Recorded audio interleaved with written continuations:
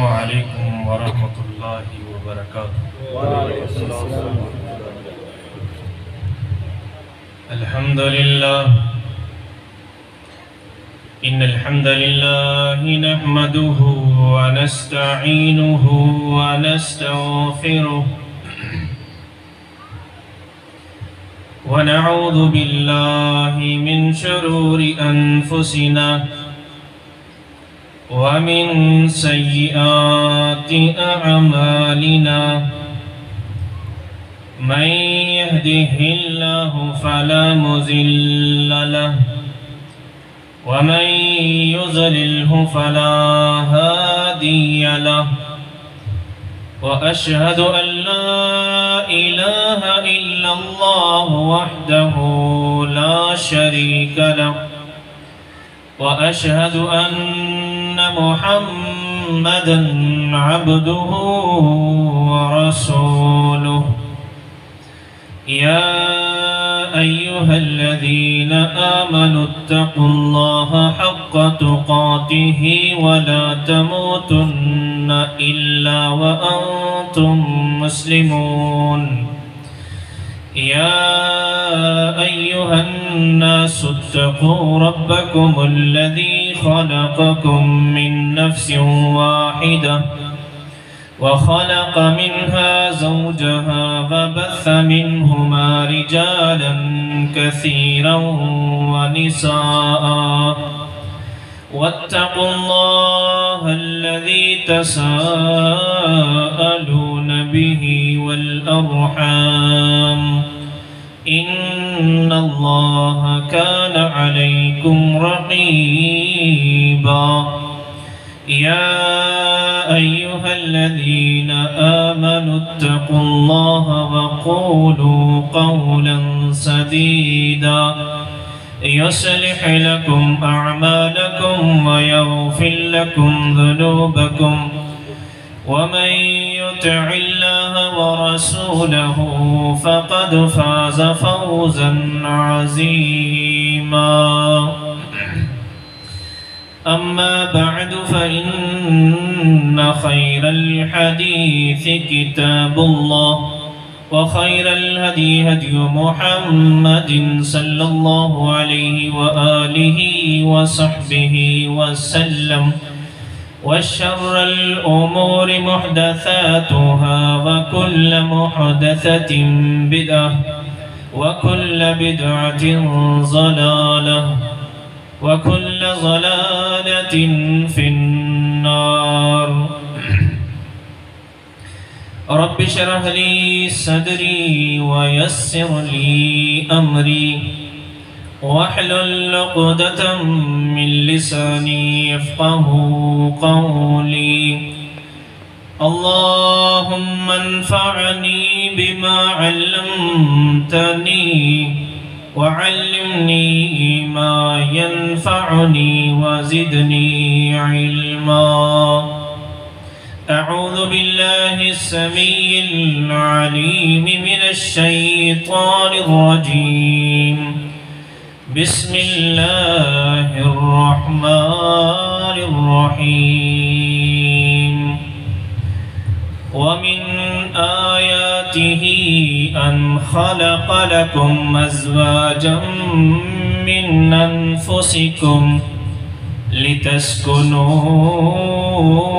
إليها وجعل بينكم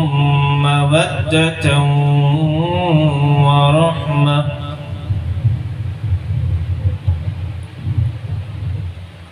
حمد و ثنا بزرگی بڑائی کبریائی اللہ وحدہ لا شریک کے لیے، بے شمار لا تعداد درود و سلام سید الثقلین سید البشر خیر البشر ساقی کوثر شافع محشر ختم الرسل امامنا فی الدنیا و امامنا فی الآخرہ جناب محمد الرسول اللہ صلی اللہ علیہ وآلہ وسلم کی ذات ببرکت و مقدس کے لیے۔ دوستو، بزرگوں، عزیز ساتھیوں، جیسا کہ آپ احباب کے علم میں ہے کہ آج کی یہ مجلس ایک خاص پس منظر میں منعقد کی گئی ہے۔ پیارے بھائی جناب محسن عبد الکریم، انہوں نے اپنی شادی اور نکاح کے اس بابرکت موقع پر اس بابرکت محفل کا انعقاد کیا ہے۔ میں یہ سمجھتا ہوں کہ ہمیں اس نوجوان کے جذبات کی داد دینی چاہیے کہ اس خوشی کے موقع پر اس نے ماحول اور روایتی انداز کو چھوڑ کر اس سوسائٹی کے اندر، اس ماحول کے اندر، اس محلے کے اندر، بلکہ میں یہ کہوں گا پوری برادری اور پورے علاقے کے اندر ایک نئی ریت اور ایک بہترین طریقہ کار رواج دینے کی کوشش کی ہے۔ ویسے تو بحیثیت مسلمان ہم اپنے مسلمان ہونے پر بڑے ہی خوش ہوتے ہیں، اور ہمیں اس بات پہ فخر بھی ہے کہ اللہ حکم الحاکمین نے ہمیں مسلمان بنایا ہے۔ لیکن اس کے ساتھ ساتھ دکھ اور افسوس کی بات یہ ہے کہ ہمارے ہاں ایک بچے کی پیدائش سے لے کر اس پیدا ہونے والے بچے کی جوانی کے بعد شادی، اور شادی کے بعد بڑھاپا، اور بڑھاپے کے بعد موت، زندگی کا کوئی فنکشن اور پروگرام ایسا نہیں ہے جس میں صحیح معنوں میں اسلام کی چھاپ اور جھلک نظر آتی ہو۔ صرف اور صرف نام باقی رہ گیا ہے۔ اسلام کی روح اور اسلام کی حقیقت وہ شاید ہمارے دلوں سے بھی اور ہماری زندگی سے بھی غائب ہو چکی ہے۔ تو یہ بہت بڑی خوشی کی بات ہے کہ اسلامی طریقے سے نکاح کو رواج دیا جائے، اس کی حوصلہ افزائی کی جائے، اور معاشرے کے اندر جتنی بھی رسومات اور برائیاں اور بگاڑ پیدا ہو چکے ہیں ان کا ڈٹ کے مقابلہ کیا جائے۔ اس کے لیے بڑی ہمت اور حوصلے کی بات ہے اور حوصلے کی ضرورت ہے۔ دوستو، بزرگوں، عزیز ساتھیوں، چونکہ یہ کوئی لمبی چوڑی محفل اور مجلس نہیں ہے، اس لیے میں یہ چاہتا ہوں کہ اپنی باتوں کو زیادہ سے زیادہ سمیٹنے کی کوشش کروں۔ آج کی اس موقع کی مناسبت سے میں چند اپنی معروضات آپ احباب کے گوش گزار کرنا چاہتا ہوں۔ رب کائنات سے دعا ہے کہ اللہ حکم الحاکمین سن سنا کر عمل پیرا ہونے کی توفیق عطا فرمائے۔ ایک بچہ جب وہ جوان ہوتا ہے، بالغ ہوتا ہے، اس کی ضروریات میں سے ایک مزید ضرورت کا اضافہ ہو جاتا ہے۔ جس طرح ہم اپنے بچے کے کھانے پینے، رہنے اور پہننے کا انتظام کرتے ہیں، یہ اس بچے کی ضرورت ہے۔ ہمارا وہ بچہ، ہماری وہ بچی جب حد بلوغت کو پہنچتے ہیں تو فطرتی طور پر اس کے اندر ایک ایسی تبدیلی واقع ہوتی ہے جس کی وجہ سے وہ یہ چاہتا ہے کہ وہ اپنے دکھ درد کے اندر شریک ہونے والے ایک ساتھی کو اپنے گھر کے اندر لے کر کے آئے، اور اپنی جو جوانی کے جذبات ہیں ان کی تسکین وہ کسی جائز اور حلال ذریعے سے پوری کرے۔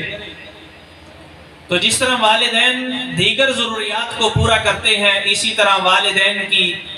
ذمہ داریوں میں سے ایک ذمہ داری یہ بھی بڑھ جاتی ہے جب بچہ بالغ ہوتا ہے کہ وہ اپنے اس بچے کی شادی کریں، اس کے نکاح کا انتظام کریں۔ نکاح کرنا یہ کوئی نیا کام نہیں ہے، اور یہ کوئی نیکی اور تقوی کے منافی کام نہیں ہے، اور یہ کوئی عبادت میں رکاوٹ اور عبادت کے اندر کوئی آڑ اور عبادت سے روکنے والی چیز نہیں ہے۔ یہی وجہ ہے کہ اللہ حکام الحاکمین نے قرآن مجید میں ارشاد فرمایا کہ وَلَقَدْ أَرْسَلْنَا رُسُلًا مِّن قَبْلِكَ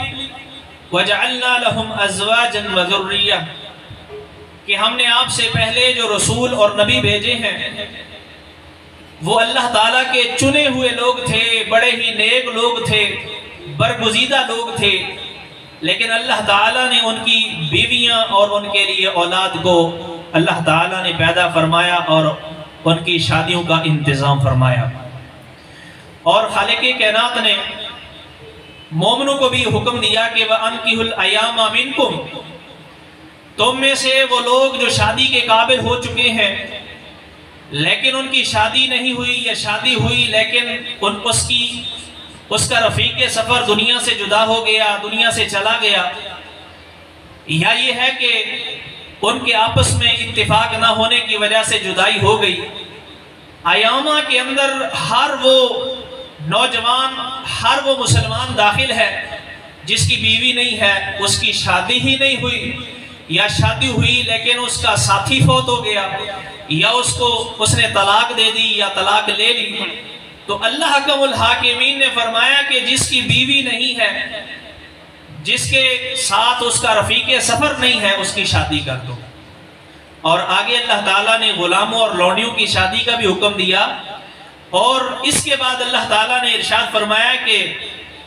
إِن يَكُونُوا فُقَرَاءَ يُغْنِهِمُ اللَّهُ مِن فَضْلِهِ، شادی کرنے کے بعد والدین کو یہ ٹینشن اور پریشانی ہوتی ہے کہ اگر میں نے شادی کر دی تو یہ کھائیں گے کہاں سے، اخراجات کیسے پورے ہوں گے، ضروریات کا انتظام کیسے کیا جائے گا۔ اللہ حکم الحاکمین نے اس بات پر بھی ہمیں تسلی اور تشفی دی کہ اگر غریب ہوئے، اگر حالات ناسازگار ہوئے تو اللہ حکم الحاکمین کے فضل سے، اللہ کی توفیق اور اللہ کی رحمت سے حالات سازگار ہو جائیں گے۔ تو نکاح اور شادی یہ بالغ ہونے والے بچے اور بالغ ہونے والی بچی کی ضرورت ہے، جس ضرورت کا ادراک اور احساس ہر والد اور ہر ماں کو ضرور ہونا چاہیے۔ نبی کائنات علیہ السلام نے نوجوانوں کو مخاطب کر کے ارشاد فرمایا یا معشر الشباب من استطاع منکم الباءۃ فلیتزوج، اے نوجوانوں کی جماعت جو تم میں سے شادی کی طاقت رکھتے ہیں ان کو شادی ضرور کرنی چاہیے، اس لیے کہ اگر بر وقت شادی کا انتظام نہ کیا جائے، تعلیم کو، ہنر کو یا دیگر ہماری جو عارضی بنائی ہوئی مجبوریاں ہیں ان کو مد نظر رکھتے ہوئے اگر شادی میں تاخیر کی جائے تو پھر اس کا نتیجہ معاشرے کے اندر فساد اور بگاڑ اور بے حیائی کے فروغ کی صورت میں نکلتا ہے۔ تو اللہ حکام الحاکمین کے پاک پیغمبر علیہ السلام نے ارشاد فرمایا کہ اے نوجوانوں کی جماعت جو تم میں سے استطاعت رکھتا ہے تو اس کو چاہیے کہ وہ شادی کرے، اس لیے کہ شادی کے دو بڑے فائدے ہیں، فَإِنَّهُ أَغَضُّ لِلْبَصَرِ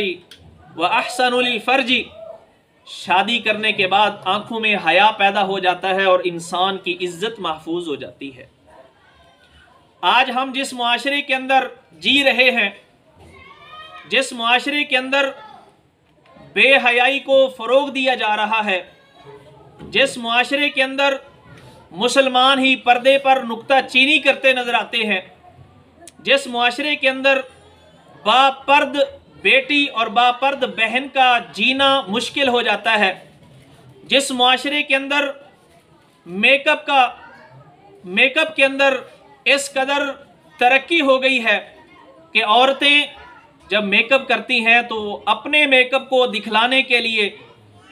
وہ نہ صرف یہ کہ چہروں کو ننگے رکھتی ہیں بلکہ اپنے بالوں کے سٹائل لوگوں کے سامنے ظاہر کرنے کے لیے اپنے سروں سے پردے کو اور دوپٹے کو بھی غائب کر دیتی ہیں۔ وہ معاشرہ جس معاشرے کے اندر ہمیں بازاروں میں مردوں سے زیادہ عورتوں کی تعداد نظر آتی ہے، وہ معاشرہ جس کے اندر گھر کے ماحول میں تعلیمی ماحول میں اور گلی بازار میں ہمیں مردوں اور عورتوں کا اختلاط نظر آتا ہے. جس معاشرے کے اندر گرل فرینڈ اور بوائے فرینڈ کوئی معیوب بات نہیں رہی، اس معاشرے کے اندر ایک غیرت مند بیٹی کے باپ اور ایک غیرت مند بیٹے کے باپ کے لیے یہ مسئلہ، یہ فیصلہ بہت مشکل ہو جاتا ہے کہ وہ اپنی بچی یا اپنے بیٹے کی شادی میں تاخیر کرے. اس لیے کہ یہ ساری چیزیں،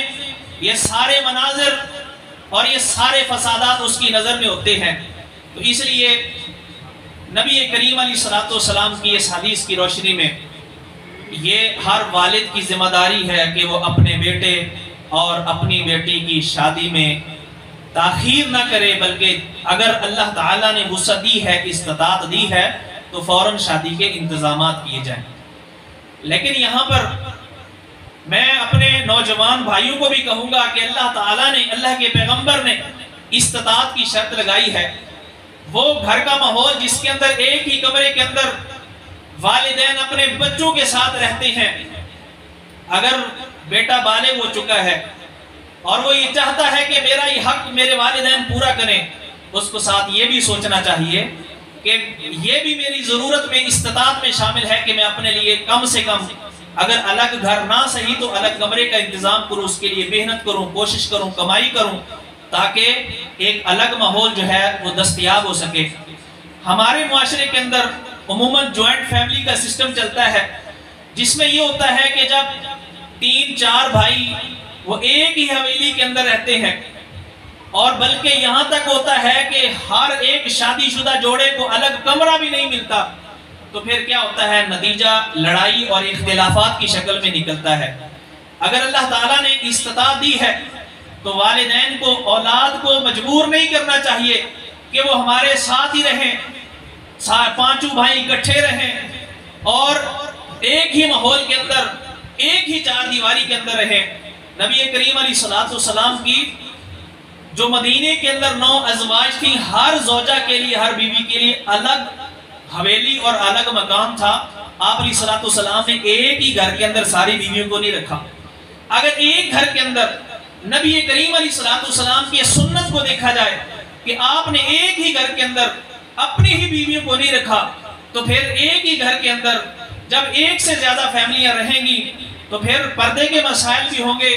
پھر شرم و حیا کے مسائل بھی ہوں گے، اور پھر دیگر مسائل بھی کھڑے ہوں گے، جس کے نتیجے میں گھر کا ماحول وہ جنت کا منظر پیش کرنے کی بجائے دوزخ کا منظر پیش کر رہا ہوتا ہے. تو اگر اللہ تعالیٰ نے استطاعت دی ہے،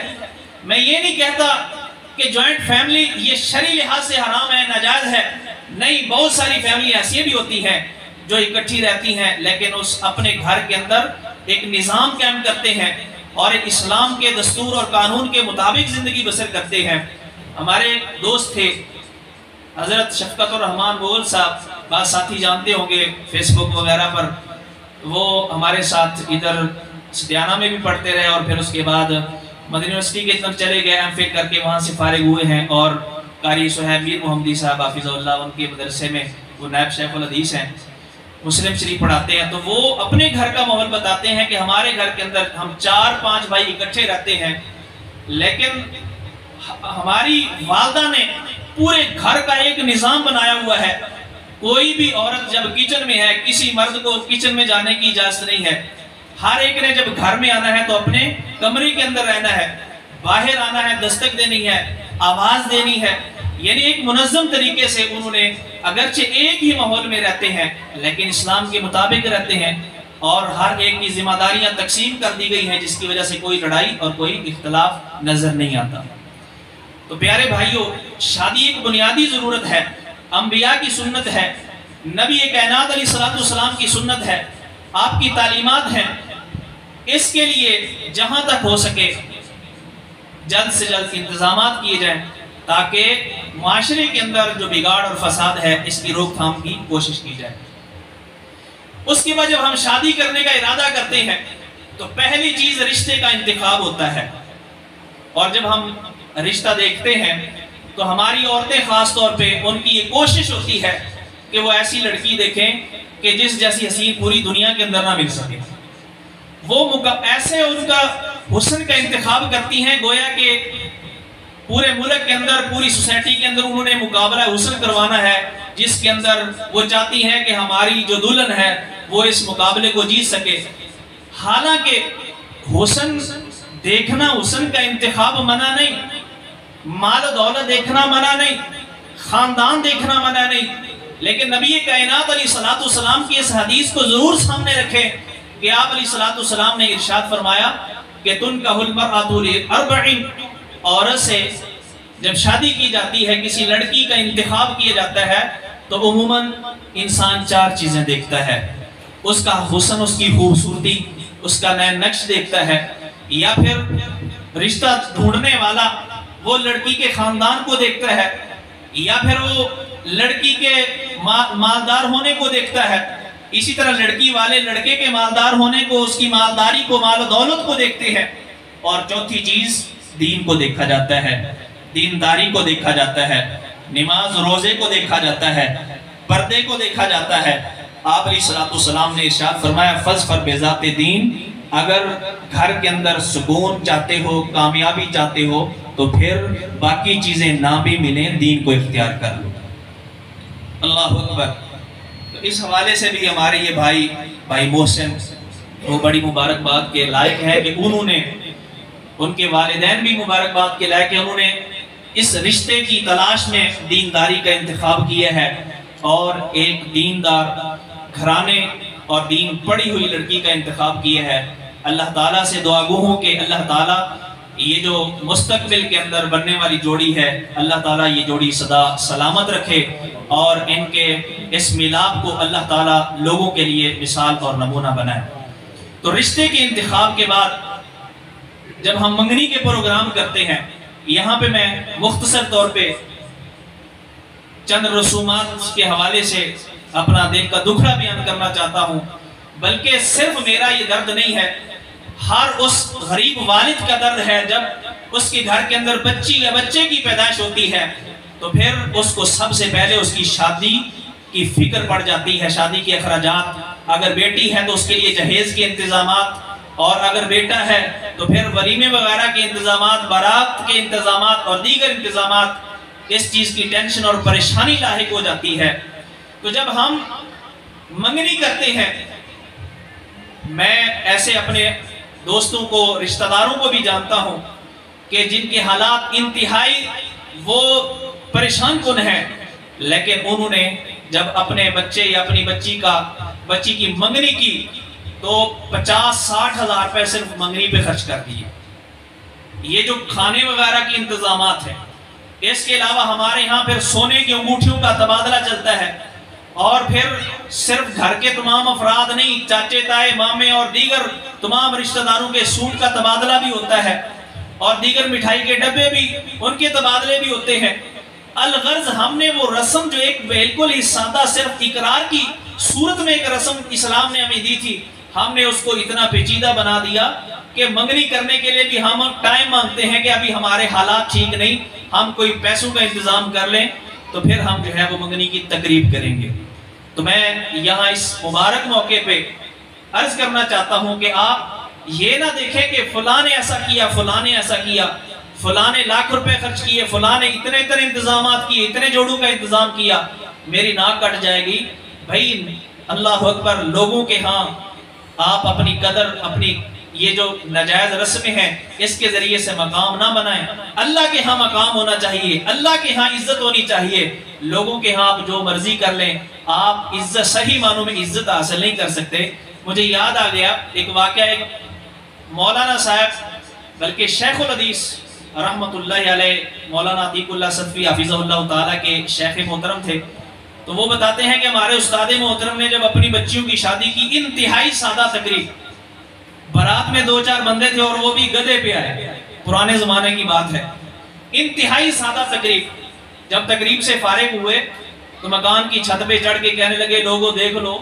تم یہ کہتے تھے کہ اگر سادگی کے ساتھ شادی کی جائے تو ناک نہیں رہتی، میری ناک دیکھ لو اسی جگہ پہ قائم اور دائم ہے۔ تو اس لیے اگر آپ سادگی کے ساتھ تقریب کریں گے، وہ منگنی کی تقریب ہو،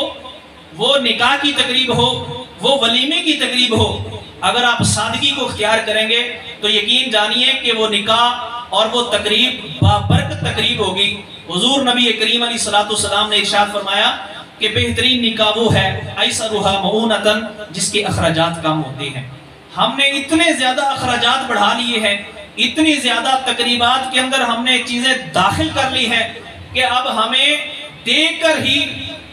बड़ा ही यानी दुख होता है और सोच सोच के हम परेशान हो जाते हैं। और कई वालिदैन वो ज़हनी मरीज बन जाते हैं कि मेरी 5 बेटियां हैं, मैं 5 बेटियों के जहेज का इंतजाम कैसे करूंगा, मेरे इतने बेटे हैं, मैं उनकी शादी का इंतजाम कैसे करूंगा, उनके लिए रिहाइश का इंतजाम कैसे करूंगा। तो ये टेंशनें और परेशानियां वालिदैन को वक्त से पहले बूढ़ा कर देती हैं। हालांकि अगर इस्लामी तरीके के मुताबिक देखा जाए तो शादी एक इंतहाई सादा और बड़ी बाबरकत तकरीब है। नबी करीम अलैहिस्सलाम ने देखिए कितनी शादियां की हैं जो इंतहाई सादगी के साथ हुई हैं, और उसके लिए ना रिश्तेदारों को, पूरे रिश्तेदार खानदानों को दावत देने के लिए कोई इंतजामात किए गए हैं, और ना ही सहाबाई किराम में से बड़े बड़े सहाबाई किराम को नबी करीम अलैहिस्सलाम ने मदूफ किया है। हज़रत सफ़िया रज़ी अल्लाह ताला अन्हा जब उनके साथ शादी की तो ग़ज़वा खैबर से आप वापस आ रहे थे, रास्ते में ही आपने आज़ाद करके निकाह कर लिया, और उम्मे सुलैम रज़ी अल्लाह ताला अन्हा ने नबी करीम अलैहिस्सलाम के लिए हज़रत सफ़िया रज़ी अल्लाह ताला अन्हा को तैयार कर दिया, और रुखसती हुई। और फिर सुबह के वक़्त सहाबाई किराम को हुज़ूर ने इरशाद फरमाया किसी के पास अगर खाने पीने की कुछ चीज़ें हैं तो यहाँ ले आए। किसी ने खजूरें वहाँ पे ढेर कर दी, कोई सत्तू लेकर के आ गया, कोई चीज़ लेकर के आ गया, वो एक दस्तरखान पे चीज़ें इकट्ठी कर दी गई। ये दावत वलीमा हो गई और ये नबी करीम अलैहिस्सलाम की शादी हो गई। तो किस कदर सादा शादी थी। हज़रत अब्दुर्रहमान बिन औफ रज़ी अल्लाह ताला अन्हु ने शादी की, और 1-2 दिन के बाद जब हुजूर की मजलिस में तशरीफ़ लाए तो कुछ आपने निशानात देखे कपड़े पे। आपने फरमाया ये तो औरतों के निशानात हैं जो तेरे कपड़े पे लगे हुए हैं। तो हज़रत अब्दुर्रहमान बिन औफ रज़ी अल्लाह ताला अन्हु कहने लगे हुजूर मैंने शादी कर ली। अल्लाह अकबर। आज हम दूर का दोस्त होता है, बल्कि दोस्त का दोस्त होता है, नाराज हो जाता है कि आपने शादी पे नहीं बुलाया, और इधर हज़रत अब्दुर्रहमान बिन औफ रज़ी अल्लाह ताला ने निकाह कर लिया है लेकिन हुजूर को पता ही नहीं कि शादी हो गई है। अगर हमारी तरह ये तकरीबात होती और लोगों को सारी सारी रात तंग करने वाले प्रोग्राम होते तो उस ज़माने में तो हुजूर नबी करीम अलैहिस्सलाम को पता चल जाता। यानी इतना सादगी के साथ शादी की हज़रत अब्दुर्रहमान बिन औफ ने। और ये सिर्फ एक मिसाल नहीं है, हज़रत अली रज़ी अल्लाह ताला अन्हु की शादी हुई। बताएं कौन सी तकरीबात का एहतमाम किया गया और कौन से जोड़ों का जो है ना वो इंतज़ाम किया गया, चाचे के लिए, ताए के लिए, मामे के लिए, मामी के लिए, उसके बच्चों के लिए। इतने हमने अखराजात बढ़ा लिए हैं कि हमारे लिए शादी एक रहमत बनने की बजाय ज़हमत बन चुकी है। तो इसलिए कोशिश करें कि अपने ये प्रोग्राम क्लोज से क्लोज करने की कोशिश करें, ताकि हमारे लिए हमारे घर में जब एक बच्ची भी पैदा हो तो बजाय हमें उस बच्ची की पैदाइश पर दुख और अफसोस करने के हमें खुशी हो। आज कितने ही घर ऐसे हैं कि जब उस घर के अंदर बच्ची पैदा होती है तो सिर्फ इसी मुस्तकबिल को देखते हुए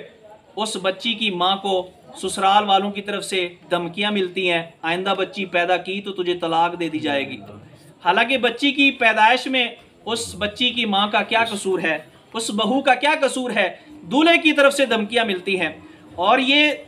कोई ऐसी यानी सुनी सुनाई बात नहीं है, सैकड़ों और हज़ारों वाक़यात मेरे और आपके सामने हैं कि बच्ची की पैदाइश पर खुशी का इजहार करने की बजाय दौरे जाहिलियत का मंजर पेश करते हुए अल्लाह ताला ने इरशाद फरमाया इज़ा बुश्शिरा अहदुहुम बिल उन्सा ज़ल्ल वजहुहु मुस्वद्दन व हुवा कज़ीब, कि जब बेटी की खुशखबरी दी जाती है तो खुश होने की बजाय बाप का चेहरा मुरझा जाता था। ये दौरे जाहिलियत की अक्कासी अल्लाह ताला ने की है, लेकिन आज यही मनाज़र हमें अपने अंदर मुसलमानों के अंदर नजर आते हैं। तो इसकी वजूहात यही है कि हमने बच्ची का मुस्तकबिल तारीख देखा है, हमने बच्ची को ज़हमत समझा है, हमने बच्ची को बोझ समझा है। अल्लाह अकबर। तो इसलिए जब हम ये रसूमात अपने अंदर से, अपने ख़ानदान से ख़त्म कर देंगे और आहिस्ता आहिस्ता इस्लाम की तरफ, इस्लामी माहौल और इस्लामी जो तकरीबात हैं इस्लाम के मुताबिक मुनाकिद करने की कोशिश करेंगे, तो हमारे लिए ये शादियाँ बाइस रहमत भी होंगी और बाइस मुसर्रत भी होगी। वरना जब शादी होती है वालिदैन को सबसे ज़्यादा टेंशन ही होती है कोई ऐसा مسئلہ نہ بن جائے، کہیں بیزتی نہ ہو جائے، کہیں ناگ نہ کٹ جائے، کھانا کم نہ پڑ جائے، کسی کی طرف سے جوڑے کا اعتراض نہ آ جائے، کسی کی طرف سے اللہ اکبر کوئی اعتراض نہ کر دیا جائے۔ یہی پریشانیاں شادی کے جتنے دن ہوتے ہیں، والدین اسی کٹھن مرحلے کے اندر وہ اپنے لیل و نہار کو بسر کر رہے ہوتے ہیں۔ تو اس لیے شادی کے موقعوں پر ان تقریبات کو محدود کرنے کی کوشش کیجئے۔ ولیمہ اگرچہ سنت ہے لیکن اس کو بھی محدود کریں، اس کے لیے بھی ضروری نہیں کہ پورا خاندان جمع ہو، سارے دوست جمع ہوں اور پورے محلے کے لوگ جمع ہوں۔ اللہ اکبر، جب شادی ہوتی ہے تو پھر شادی کے بعد دو ایسے لوگ جو ایک دوسرے کے لیے اجنبی تھے وہ اتنے قریب ہو جاتے ہیں کہ پھر شوہر کا بیوی کے بغیر اور بیوی کا شوہر کے بغیر دل نہیں لگتا، اور یہ فطرتی چیز ہے، یہ اللہ کی طرف سے پیدا کرتا ہے۔ اللہ کا الحاکمین نے سورہ روم میں ارشاد فرمایا کہ یہ اللہ کی نشانی ہے کہ اللہ تعالیٰ نے انسانوں میں سے ہی مردوں کے لیے بیویاں بنائی ہیں، لِتَسْكُنُوا إِلَيْهَا، بیویاں سکون کے لیے ہیں، بیویوں کے اندر راحت ہے، اور بہترین عورت بھی بیوی بھی وہی ہے جو خامد کے لیے راحت کا سامان مہیا کرتی ہے۔ نبی کائنات علیہ السلام نے ارشاد فرمایا کہ خیر ما یکنز المرء، بہترین انسان کے پاس جو خزانہ ہے، دولت ہے، اصل دولت، اصل سرمایہ جو انسان کے پاس ہے وہ المرأۃ الصالحہ، نیک بیوی ہے۔ اگر کسی کو اللہ تعالیٰ نے نیک بیوی دے دی ہے، فرما بردار بیوی دے دی ہے، وہ بے شک خط غربت سے بھی نیچے زندگی گزار رہا ہو، وہ بادشاہوں سے بھی زیادہ کامیاب ہے۔ لیکن جس کی بیوی اچھی نہیں ہے، جس کی بیوی نیک نہیں ہے، جس کی بیوی فرما بردار نہیں ہے، وہ کروڑوں نہیں اربوں کا بھی مالک کیوں نہ ہو، اس کا گھر جنت کی بجائے دوزخ کا منظر پیش کر رہا ہوتا ہے۔ اس لیے اللہ تعالیٰ سے یہ دعا بھی کریں، رشتے کے انتخاب کے وقت سوچ و بچار سے بھی کام لیں،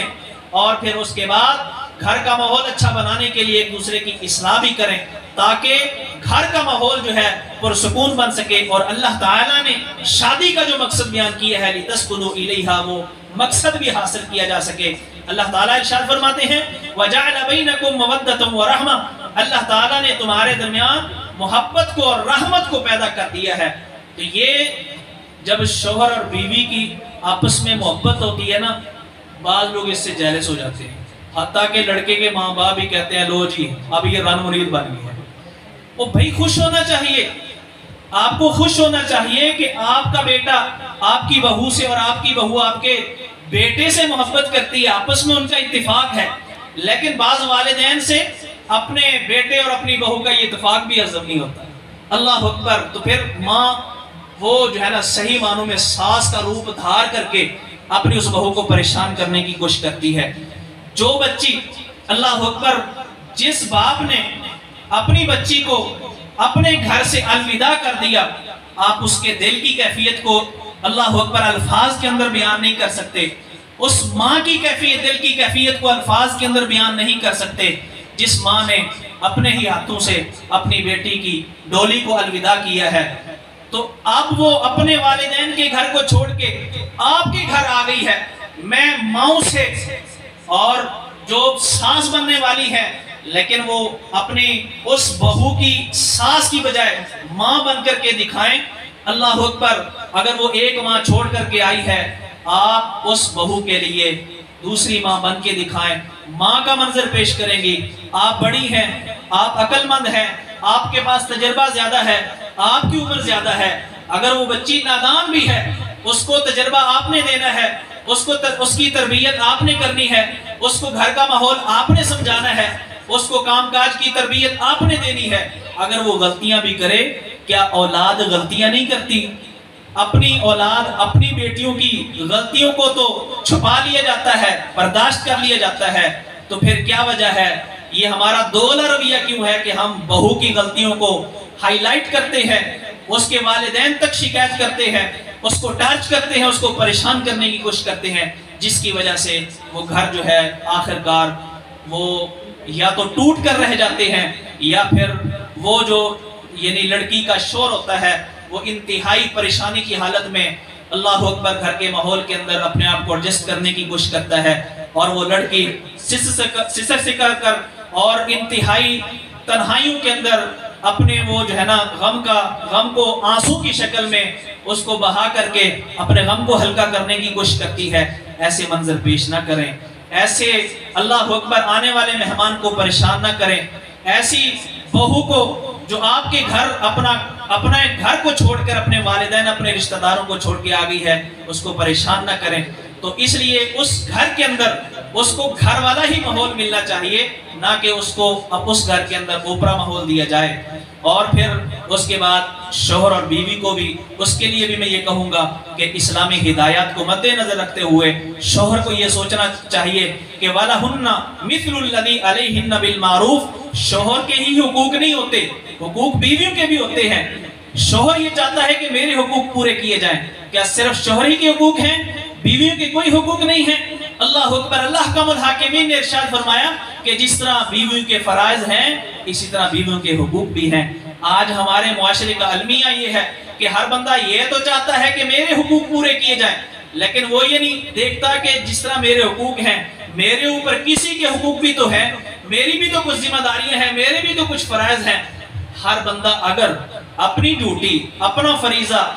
اور دوسروں کا حق پورا کرنے کی، ادا کرنے کی کوشش کرے گا تو انشاءاللہ معاشرے کے اندر یہ جو ہر بندہ آج شکوہ کرتے ہوئے نظر آتا ہے کہ میرا فلاں رشتہ دار میرا حق ادا نہیں کرتا، میرا بھائی میرا حق ادا نہیں کرتا، میری بہن میرا حق ادا نہیں کرتی، میرا بیٹا میرا حق ادا نہیں کرتا. جب ہم دوسروں کے حقوق ادا کریں گے تو ضرور بھی ضرور اللہ کی طرف سے ہمارے حقوق کی ادائیگی کا بھی انتظام ہو جائے گا. تو اس لیے جہاں پر خامند کے حقوق ہیں وہاں پر بیویوں کے بھی حقوق ہیں. اگر خامند یہ سوچتا ہے کہ قرآن حکیم میں آتا ہے الرجال قوامون علی النساء کہ خامند گھر کا سربراہ ہے، اللہ اکبر، تو یہ چاہے کہ ہر بات ہی میری مانی جائے، تو اسلام نے اس قدر خامند کو اللہ اکبر اختیارات نہیں دیے کہ وہ اپنی بیوی کی ہر بیوی کو اس کی جائز خواہش اور جائز بات بھی نہ مانی جائے، اس کا جائز حق بھی اس کو نہ دیا جائے. اسلام اس بات کی اجازت نہیں دیتا. اس لیے اگر بیوی کو جائز مطالبہ کرتی ہے، اس کا کوئی جائز رائٹ ہے اسلام کی نظر میں، تو اس کو وہ ضرور ملنا چاہیے. اور اس کے ساتھ ساتھ بیویاں جتنی مرضی عقل مند ہوں، جتنی مرضی وہ سگڑ ہوں، سلیقہ شعار ہوں، لیکن عورت کے اندر فطرتی طور پر کمزوری ہے.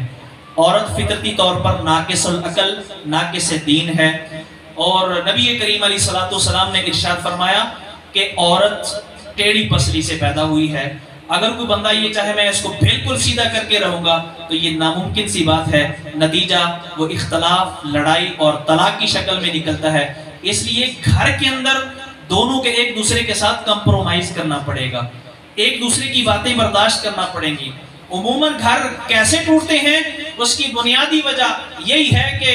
ایک دوسرے کے لیے قربانی کا جذبہ نہیں ہوتا، ایک دوسرے کے لیے برداشت کے جذبات نہیں ہیں. اگر خامند کہتا ہے جی میرا بلڈ پریشر ہائی رہتا ہے، بیوی کہتی ہے بلڈ پریشر میرا بھی تم سے زیادہ ہائی رہتا ہے، تو جب وہ بیوی خامند کا اور خامند بیوی کا مقابلہ کرتے ہیں اور وہ ایک دوسرے کو اپنا مد مقابل سمجھتے ہیں تو پھر ایسی لڑائیاں شروع ہوتی ہیں جن کا کوئی کنارہ نہیں ہوتا اور جن کا کوئی اختتام نہیں ہوتا. اس لیے سب سے پہلے دن سے ہی خامند کو یہ سوچ لینا چاہیے کہ میں نے جو بیوی کا حق ہے وہ ادا کرنا ہے، اور بیوی کو بھی یہ بات ذہن میں رکھ لینی چاہیے کہ میں نے اپنے شوہر کے حقوق ادا کرنے ہیں. ایسی عورت کے لیے نبی کائنات علیہ السلام نے جنت کی بشارت دی ہے. میں اصل میں چاہتا ہوں کہ مختصر وقت میں زیادہ باتیں جو ہے وہ کر لوں، اس لیے تیزی سے میں جو ہے نا وہ باتیں کر رہا ہوں. تو نبی کائنات علیہ السلام نے اس عورت کے لیے جنت کی بشارت دی ہے جو 4 کام کرتی ہے. نبی کائنات علیہ السلام نے فرمایا جو عورت صلت خمسہا وصامت شہرہا واطاعت زوجہا وحافظت فرجہا، جو عورت 4 کام کرتی ہے، نمازیں پابندی سے پڑھتی ہے، ہر جو رمضان کے روزے ہیں، فرضی روزے ہیں، وہ ان کو ادا کرتی ہے اور اپنی عزت کی حفاظت کرتی ہے اور اپنے شوہر کی ہر جائز بات مانتی ہے، اللہ تعالیٰ قیامت کے دن اس کو کہیں گے کہ جس دروازے سے جنت میں داخل ہونا چاہتی ہے داخل ہو جائے. تو اس لیے خامند کی فرما برداری یہ عورت کی ذمہ داری ہے. عورت اصل میں المیہ یہ ہے کہ ہمارے میڈیا نے ہمارے معاشرے نے عورت کے ذہن میں یہ بات ڈال دی ہے کہ وہ اپنے خامن سے، مرد سے کسی بھی معاملے میں پیچھے نہیں ہے، میرا حق وہ مرد کے برابر ہے۔ جب ہم نے عورت کو مرد کے برابر کھڑا کر دیا ہر چیز کے اندر تو پھر کیا ہوا؟ اور پھر جب عورت وہ گھر کے اندر بیٹھ کر گھر کا ماحول سنبھالنے کی بجائے جب وہ بازار کے اندر نکل گئی، جب وہ ملازمت پہ چلی گئی، جب اس نے اللہ اکبر نوکری شروع کر دی تو پھر کیا ہوا؟ جب خامن کے حقوق پورے نہیں ہوئے، خامن جو ہے گھر آتا ہے، بیوی بھی تھکی ماری گھر آتی ہے، ایک دوسرے کے حقوق پورے نہیں ہوتے تو پھر کیا ہوتا ہے؟ اختلافات اور لڑائیاں ہوتی ہیں۔ اس لیے ہر ایک کو اپنی ذمہ داری سمجھ کے ادا کرنا چاہیے، لیکن مرد کو زیادہ جو ہے وہ صبر اور زیادہ سمجھداری کا مظاہرہ کرنا چاہیے، اس لیے کہ اللہ تعالیٰ نے مرد کے اندر صبر، ہمت وہ زیادہ پیدا کی ہے۔ اس لیے جب اختلاف ہو، اگر بیوی جو ہے وہ غصے میں ہے تو خامن کو چاہیے کہ وہ تحمل کا مظاہرہ کرے، اگر خامن غصے میں ہے تو بیوی کو چاہیے کہ وہ تحمل کا مظاہرہ کرے۔ اور اسی طرح اگر آپس میں لڑائی ہو گئی ہے تو چھوٹی چھوٹی باتیں ہیں، جب آپ لڑکا اپنے والدین کو بتائے گا، لڑکی اپنے والدین کو بتائے گی تو پھر معاملے خراب ہو جاتے ہیں۔ جو معاملے گھر کے اندر سلجھ سکتے ہیں ان کو گھر کے اندر ہی سلجھانا چاہیے، نہ کہ اس کو باہر آؤٹ کیا جائے، دوستوں کے اندر بیان کیا جائے یا اسی طرح رشتہ داروں کے اندر بیان کیا جائے۔ اور اللہ اکبر، نبی کائنات علیہ السلام، بلکہ اللہ تعالیٰ نے قرآن مجید میں ارشاد فرمایا کہ اگر اختلاف ہو جائے تو پھر فَعِزُوهُنَّ، سب سے پہلی چیز یہ ہے کہ بیوی کو سمجھانے کی کوشش کی جائے۔ اصل میں یہ بھی ہوتا ہے کہ جب بار بار ہر چیز پر ہی روک ٹوک ہوتی ہے تو پھر معاملے خراب ہوتے ہیں۔ تو کچھ چیزیں برداشت کر لیں اور کچھ چیزیں ایسی ہیں کہ آپ سمجھا دیں کہ ایسا نہیں کرنا چاہیے، پیار سے کہ ایسا کرنا چاہیے، اس میں ہمارے لیے زیادہ بہتری ہے۔ تو پہلا مرحلہ یہ ہے کہ پیار و محبت کے ساتھ، افہام و تفہیم کے ساتھ مسئلے کو حل کیا جائے۔ اگر پھر بھی عورت وہ اپنی نافرمانی اور اپنی عادات کو چھوڑنے کے لیے تیار نہیں ہے تو پھر اللہ تعالیٰ نے ارشاد فرمایا کہ وَهْجُرُوهُنَّ فِي الْمَضَاجِعِ، ان سے ناراضگی کا اظہار کرو، بستر الگ کر لو۔ تو پھر اگر یہ اس سے بھی مسئلہ حل نہیں ہوتا تو پھر وَضْرِبُوهُنَّ، تو پھر اللہ تعالیٰ نے عورت کو، بیوی کو مارنے کی اجازت دی ہے، لیکن ایسی ضرب، ایسی مار حضور نبی کریم علیہ السلام نے ارشاد فرمایا کہ غلاموں کی طرح، ملازموں کی طرح عورت کو نہ مارو، اس لیے کہ تمہارے تعلقات ہیں۔ اس لیے اگر انتہائی ناگزیر حالات میں بیوی کو مار کی ضرورت بھی پڑ جائے، لیکن حالات کو دیکھ کے آج کی ہر عورت مار کو سہنے والی نہیں ہے۔ آج ہی ایک دوست بتا رہے تھے کہ ایک دوست کے بھائی نے اپنی بیوی کو صرف ایک تھپڑ مار دیا، اس نے گھر فون کر دیا، حالانکہ وہ عالم ہے، بیوی بھی دیندار گھرانے سے تعلق رکھتی ہے۔ اس نے اپنے باپ کو فون کر دیا، باپ آیا اور اپنے داماد کو بھی اس نے برا بھلا کہا اور اپنی بیٹی کی ساس کے ساتھ بھی اس نے لڑائی کی اور اپنی بیٹی کو لے کر کے گھر چلا گیا۔ تو یہ تو معاملے کو بگاڑنے والی بات ہے، اس لیے جہاں تک ہو سکے معاملات کو گھر کے اندر حل کرنے کی کوشش کریں۔ اللہ تعالیٰ سے دعا ہے کہ جو ٹوٹے پھوٹے الفاظ کے اندر میں نے چند باتیں کہی ہیں، صرف وقت کی نزاکت کو دیکھتے ہوئے کوشش یہ تھی کہ زیادہ سے زیادہ باتیں ہو جائیں۔ اللہ تعالیٰ سے دعا ہے کہ اللہ تعالیٰ ہمیں ان باتوں پر عمل کرنے کی اور اپنے گھروں کے اندر اصلاح کرنے کی اور افہام و تفہیم کے ساتھ مسائل حل کرنے کی، صبر و تحمل کا مظاہرہ کرنے کی اللہ تعالیٰ ہمت اور توفیق عطا فرمائے۔ اور جن گھروں کے اندر ماحول اس طرح کا ہے جو پریشان کن ہے، اللہ تعالیٰ سے دعا ہے کہ اللہ تعالیٰ ان پریشانیوں کو دور فرمائے۔ اور میرے وہ دوست، وہ بزرگ جو ان مشکل حالات سے گزر رہے ہیں اور اپنے بیٹوں، اپنی بہوں کے حوالے سے پریشان ہیں، اللہ تعالیٰ ان گھروں کے اندر اس برے ماحول کو ختم کر کے اللہ تعالیٰ اس ماحول کو سازگار فرمائے، اللہ تعالیٰ اختلافات کو دور فرمائے، اللہ تعالیٰ یہ جو یعنی گھر ہیں اللہ تعالیٰ ان کو آباد رکھے، شاد رکھے۔ اور خصوصاً آج کی اس محفل کا سبب جو ایک تقریب ہے نکاح کی، اللہ تعالیٰ سے دعا ہے کہ اللہ تعالیٰ محسن بھائی، ان کا جو یہ ایک نیا زندگی کا سفر شروع ہونے والا ہے اور آدھا دین جو ہے ان کا مکمل ہونے والا ہے، اللہ تعالیٰ ان کی یہ جو زندگی ہے، نئی زندگی ایک اعتبار سے اللہ تعالیٰ اس سفر کو اللہ تعالیٰ کامیاب فرمائے اور ان کا آپس میں اتفاق اور اتحاد اللہ تعالیٰ پیدا فرمائے اور لوگوں کے لیے اس جوڑے کو اللہ تعالیٰ مثال بنائے۔ آمین یا رب العالمین وآخر دعوانا ان الحمدللہ رب العالمین۔ یا ربی لک الحمد کما ینبغی لجلال وجهک وعظیم سلطانک اللہم صلی علی محمد وعلی آل محمد کما صلیت علی ابراہیم وعلی آل ابراہیم انک حمید مجید اللہم بارک علی محمد وعلی آل محمد کما بارکت علی ابراہیم وعلی آل ابراہیم انک حمید مجید ربنا آتنا فی الدنیا حسنة وفی الآخرة حسنة وقنا عذاب النار ربنا ظلمنا أنفسنا وإن لم تغفر لنا وترحمنا لنكونن من الخاسرين أذهب البأس رب الناس واشف أنت الشافي لا شفاء إلا شفاءك شفاء لا يغادر سقما ربنا هب لنا من أزواجنا وذرياتنا قرة أعين واجعلنا للمتقين إماما رب ارحمهما كما ربياني صغيرا رب ارحمهما كما ربياني صغيرا اے اللہ آج کی اس محفل کا انعقاد کرنے والے بھائی محسن، ان کے بھائی بلال اور ان کے والدین اور دیگر رشتہ دار، اے اللہ ان کے لیے اس محفل کو منعقد کرنا اے اللہ دنیا آخرت کے اندر کامیابی کا ذریعہ بنا، اور اے اللہ اس بابرکت محفل کی وجہ سے اے اللہ تعالی ہماری جو باقی محفلیں ہیں وہ بھی بابرکت بنا، اور ہمیں اسی طرح شادی کی پروقار تقریبوں کے اندر اسی طرح دین کی باتیں سننے سنانے کے موقع فراہم فرما۔ اے اللہ خصوصاً اے اللہ محسن بھائی کی جو خالہ رات فوت ہو گئی تھی، اے اللہ ان کے لیے اگلی منزل آسان فرما، اللہم اغفر لہا ورحمہا، اے اللہ ان کے لیے قبر حشر کی منزلیں آسان فرما، ان کا آخری جو سفر ہے اللہ آسان فرما۔ مولا کریم جتنے بھی ہمارے رشتہ دار دوست احباب دنیا سے رخصت ہو گئے ہیں، اے اللہ ان کی قبروں کو جنت کے باغیچے بنا، مولا کریم ان کی اگلی زندگی آسان فرما، اے اللہ ہمیں بھی اس زندگی کی تیاری کرنے کی توفیق عطا فرما، اے اللہ ہمیں صحیح معنوں میں مسلمان بنا، ہماری تقریبات، ہماری شادی، ہماری غمی اور ہمارے گھروں میں بچوں کی پیدائش، اے اللہ ہر موقع،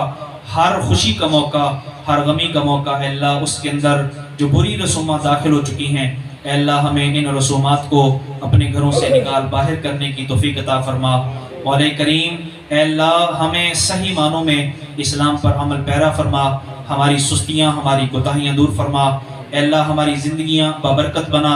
مولا کریم ہمیں دین کا ضروری علم حاصل کر کے اس پہ عمل کرنے کی توفیق عطا فرما۔ مولا کریم یہاں اس مجلس کے اندر اگرچہ اس طرح کے موقعوں پر کم ہی لوگ دین کی باتیں سنتے ہیں، اگر کوئی موسیقی کی محفل ہوتی ہے، کوئی اس طرح کی دیگر محفل ہوتی تو پھر بہت زیادہ رش ہوتا، لیکن اے اللہ جو وقت نکال کر کے اس محفل کے اندر شریک ہوئے ہیں، اے اللہ جنہوں نے کافی دیر مجھے برداشت کیے ہے، اللہ ان کے لیے اس محفل کو صدقہ جاریہ بنا، ان کے لیے آخرت کا ذریعہ بنا، آخرت کی کامیابی کا ذریعہ بنا۔ اے اللہ اس دین کی باتیں سننے سنانے کے لیے جو ہم نے وقت نکالا ہے، اے اللہ ہمارا یہ نکالا ہوا وقت ہمارے لیے ذریعہ نجات بنا۔ مولا کریم ہماری زندگیوں کی اصلاح فرما، ہمارے عمل کی اصلاح فرما، اے اللہ ہمارے گھروں کی اصلاح فرما۔ مولا کریم جتنے مسلمان بیمار ہیں، خصوصاً جن کے لیے دعا کی درخواست کی گئی ہے، اے اللہ ان کو مکمل صحت عطا فرما۔ اے اللہ اس مجلس کے اندر بھی جتنے بیمار ہیں، اے اللہ سب کو مکمل صحت کاملہ عاجلہ عطا فرما۔ اے اللہ ہماری زندگی بھر کے گناہ معاف کر کے اے اللہ ہماری آخرت بہتر بنا، خاتمہ ایمان پہ فرما، دنیا آخرت کی کامیابیاں عطا فرما، رزق حلال عطا فرما۔ اے اللہ ہمارے بیٹے، ہماری بیٹیوں کو، ہمارے بہن بھائیوں کو اے اللہ ان کے لیے مناسب رشتے اے اللہ دستیاب فرما۔ اے اللہ رشتوں کی پریشانی دور فرما، اے اللہ اولاد کی پریشانیاں دور فرما، اے اللہ جو اولاد نرینہ سے محروم ہیں نیک صالح بیٹے اور بیٹیاں عطا فرما۔ آمین یا رب العالمین۔ ربنا تقبل منا انک انت السمیع العلیم وتب علینا انک انت التواب الرحیم۔ صلی اللہ تعالی علی خیر خلقہ محمد و آلہ و صحبہ اجمعین برحمتک یا ارحم الراحمین۔